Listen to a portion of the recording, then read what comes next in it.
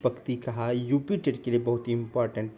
दशरथ सुत तिहु लोक बखाना, राम नाम का मरम न आना। ये कबीरदास ने कहा था कि दशरथ सुत तिहु लोक बखाना, राम नाम का मरम है आना। कबीरदास, देखिए र कबीर आ रहा है र, यहाँ राम आ रहा है तो कबीरदास, ऐसे पकड़ लेंगे।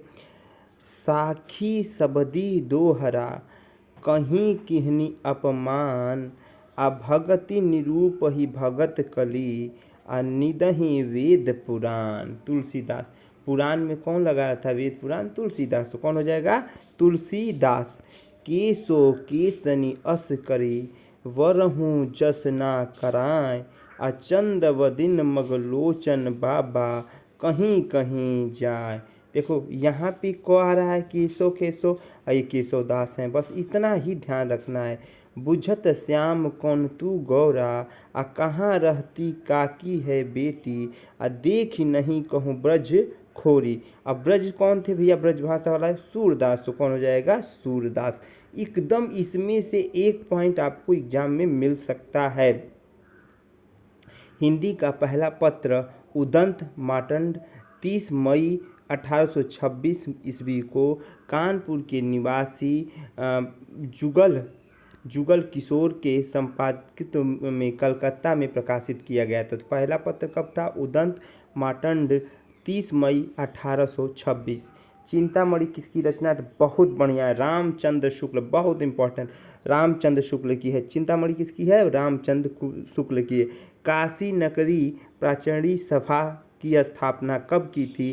तो 1890 ईस्वी में काशी नगरी प्राचीन सभा की स्थापना की गई थी, 1890।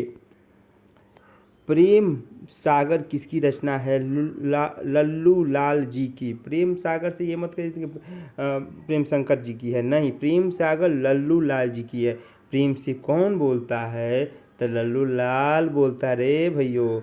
शंकर शब्द क्या है? दो भाषा के शब्दों से मिलकर बना शब्द है। जब दो भाषाओं का मिलान होता है तो वही शंकर शब्द कहलाता है। बहुत इंपॉर्टेंट मुहावरा है। नाक का बाल होना अत्यधिक प्रिय होना, ये मुहावरे बहुत बार आता है। नाक का बाल होना अत्यधिक प्रिय होना। अश्व का पर्यायवाची क्या होगा? घोड़ा होगा, घोटक होगा, है होगा, बाजी होगा, तुरंग होगा, रविसूत होगा, सैधव होगा।